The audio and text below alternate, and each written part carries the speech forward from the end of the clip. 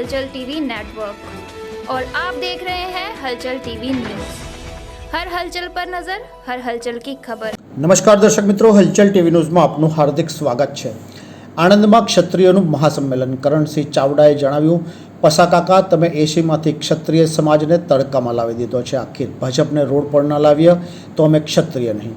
પરસોત્તમ રૂપાલાના ક્ષત્રિય સમાજ અંગેના નિવેદન બાદ છંછેડાયેલો વિવાદ શાંત પડવાનું નામ નથી લઈ રહ્યો। ક્ષત્રિય સમાજ દ્વારા હાલ રૂપાલા અને ભાજપ સામે આંદોલન પાર્ટ 2 ચલાવી રહ્યા છે। રાજ્યના અલગ અલગ વિસ્તારમાં ધર્મરથ અને અસ્મિતા સંમેલન યોજી રહ્યા છે, ત્યારે આજે આણંદમાં ક્ષત્રિય અસ્મિતા મહાસંમેલન યોજવામાં આવ્યું છે, જેમાં હજારોની સંખ્યામાં ક્ષત્રિય સમાજના લોકો ઉમટી પડ્યા હતા। કરણસિંહ ચાવડાએ કહ્યું, પશાકાકા તમે એસીમાંથી ક્ષત્રિય સમાજને તડકામાં લાવી દીધો છે। આખી ભાજપને રોડ પર ન લાવીએ તો અમે ક્ષત્રિય નહીં। ક્ષત્રિય રાજા રજવાડા અંગે વિવાદિત ટિપ્પણી કરવા બદલ રાજકોટ લોકસભા બેઠકના ભાજપના ઉમેદવાર પરસોત્તમ રૂપાલાનો રાજ્યભરમાં ભારે વિરોધ થઈ રહ્યો છે। ક્ષત્રિયોના આ વિરોધ સામે ભાજપે નમતું જોખ્યું ન હોવાથી અને પરસોત્તમ રૂપાલાની ટિકિટ રદ કરી ન હોવાથી ક્ષત્રિયોનો રોષ ઉગ્ર બન્યો છે।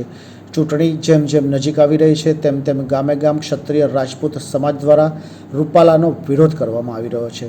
ત્યારે આજરોજ આણંદ ખાતે ક્ષત્રિય અસ્મિતા મહાસંમેલન યોજાયું હતું, જેમાં હજારોની સંખ્યામાં ક્ષત્રિયો ઉપસ્થિત રહ્યા હતા અને જય ભવાની, ભાજપ જવાની, હાય રે ભાજપ, હાય હાયના નારા લગાવ્યા હતા। સંમેલનમાં આગેવાનો દ્વારા ભાજપ વિરુદ્ધ મતદાન કરવા આહવાન પણ કરવામાં આવ્યું હતું। ક્ષત્રિય સંકલન સમિતિના પ્રવક્તા કરણસિંહ ચાવડાએ જણાવ્યું હતું કે પસાકાકાએ એસીમાં બેસીને ક્ષત્રિયોને તડકામાં લાવી દીધા છે। હવે જો આખી ભારતીય જનતા પાર્ટીને રોડ પર ના લાવીએ તો અમે ક્ષત્રિય નહીં। ભાજપે ક્ષત્રિયોને આંદોલન કરવા મજબૂર કર્યા છે। શું રૂપાલા ભાજપની કાળી કરતૂત જાણે છે એટલે તેમની ટિકિટ ન કાપી? રૂપાલાની માફીમાં પણ અહંકાર છે। ભાજપનો રામ પ્રત્યેનો રોષ માત્ર રાજકારણ જ છે। સંકલન સમિતિના સભ્ય પીટી જાડેજાએ કહ્યું હતું કે તમને કોઈ સમજાવવા હવે નહીં આવી શકે, આવે તો ઊભી પૂંછડીએ ભાગવા જોઈએ। 99% સમાજ એક છત નીચે બેઠા છીએ। ભાજપના હોદ્દેદારો 500-550 થાય તો અમારી સંકલન સમિતિ 550ની થઈ ગઈ છે। બધા જ સમાજ આપણી સાથે છે એટલે પરિણામ મળે। આ બધા સમાજને સાચવજો। 7 તારીખે આપણે દશેરા ઉજવવાના છે, એટલામાં સમજી જજો, વધારે નહીં। એક સંકલ્પ રાખજો, 7 તારીખ સુધી તમને નિંદર ના આવી જોઈએ। સપનામાં પણ પરસોત્તમભાઈ દેખાવા જોઈએ। ગુજરાતના સ્થાપના દિને ચરોતરની આ દિવ્ય ભૂમિ ઉપર એટલે આણંદમાં ઉપસ્થિત તમામ સમાજના મારા આદરણીય વડીલોને મારા વંદન। માતૃ સ્વરૂપા એવી મારી માતાઓ બહેનોને મારા કોટી કોટી નમન। અને બીજું કે એની અંદર જે અમારા હજી આપણા ખેસ પહેરીને ફરે છે એની માટે જે પાર્ટી મારી આ બેન દીકરીઓનું અપમાન કરે, મારા આવડા મોટા બોળા સમાજને ઇગ્નોર કરે, ઈ પાર્ટીનો જો હું ખેસ પહેરીને ફરું ને તો મારી જનતાનું ધાવન રાજે। સાંભળી લેજો પ્રશાસન, આ બેન દીકરીઓ માટે તો ખાલી હોદો મૂક્યો, બાકી જદી મારી આ ગરદન મૂકવી પડે ને માં ભવાનીના સોગંદ પણ નહીં વિચારું। આજે જો આણંદમાં 50-75 હજારની સંખ્યા હોય અને 33 જિલ્લામાં આવા સંમેલન થાય અને પછી એક સંમેલન બોલાયું હોય તો 5 લાખ નહીં 50 લાખ થાય અને હવે 50 લાખનું સંમેલન કરશું અમે। હતી ને આપણે 14 એપ્રિલ એકતા દિવસ, રાજપૂત શક્તિ એકતા દિવસ તરીકે ઉજવીએ।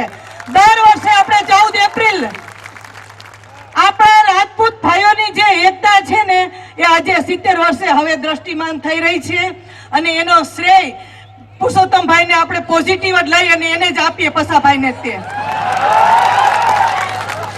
એમ રૂપાલાએ જે રાજપૂત સમાજ, ગૌરવવાન સમાજ, રાજપૂત સમાજ વિશે જે ટિપ્પણી કરી છે તેને હું સખત શબ્દોમાં વખોડી નાખું છું અને અસ્મિતાની આ લડાઈમાં અમે તમારી સાથે જ છે। જય ભવાની। પણ ભાજપ પાર્ટીએ કર્યું અને તમને બતાવી કે તમારી ક્ષત્રિય સમાજની વેલ્યુ શું છે, તો આપણે બતાવી દેવાનું કે ક્ષત્રિય સમાજની વેલ્યુ શું છે। તો ભાજપ તમારી કઈ વેલ્યુ નથી, ક્ષત્રિય સમાજ છે તો તમે ભાજપ છો ને તો તમારી કઈ વેલ્યુ નથી। અને એ કરી બતાવશો ને, કારણ કે અહીંયા ભેગા થવાથી અત્યારે આપણે લાખોમાં ભેગા થઈએ છીએ, પછી ઘરે જઈને ભૂલી જઈએ છીએ। તો તો એ ઘરે જઈને ભૂલવાનું નથી. 5 દી રજા મૂકી દો, કામ ધંધો મૂકીને, તો જ રિઝલ્ટ મળશે. અને આ કાળી સાલ મેં જયારે આપણે આ મહાકાલની પ્રસાદી છે, કાળી સાલ મેં જયારે અહીંયા આણંદમાં ખરેખર ખંભે નાખી હતી, કદાચ ખ્યાલ હોય તો રામનવમી વખતે અહીંયા આવ્યો હતો આણંદ પ્રોગ્રામમાં, અને ત્યારે કેસરી પટ્ટો ઉતારીને જયારે પરસોત્તમ રૂપાલાએ ફોર્મ ભર્યું ત્યારથી મેં આ કાળી સાલ ખંભે નાખી અને કીધું કે હવે આપણા માટે, ક્ષત્રિય સમાજ માટે रूपाला साहब, तुम्हारे पाँव के नीचे जमीन नहीं। मिस्टर परसोत्तम रूपाला साहब, तुम्हारे पाँव के नीचे जमीन नहीं। कमाल है, फिर भी तुमको यकीन नहीं।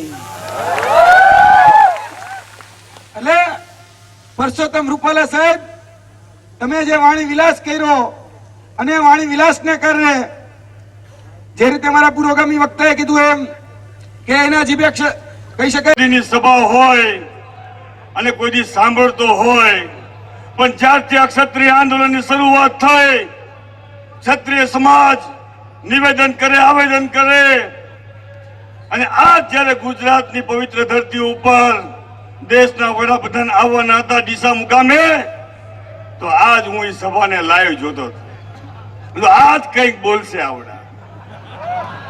આમાંથી જો કોઈ સાંભળ્યું હોય તો મને ખબર નથી, પણ મેં આજ એમની સ્પીચ સાંભળી. ક્ષત્રિયો વિશે એક પણ શબ્દ ન બોલ્યા, પણ એક શબ્દ જરૂર બોલ્યા આજે, કે મારું અને મોદી સમાજનું અપમાન કોંગ્રેસ પાર્ટીએ કર્યું, ફલાણા ભાઈએ કર્યું, અમને બહુ દુઃખ લાગ્યું. અરે મોદીજી, તમારું અપમાન એ અપમાન, અમારી મા બહેનનું અપમાન એ અપમાન નથી. ये है हलचल टीवी नेटवर्क और आप देख रहे हैं हलचल टीवी न्यूज़।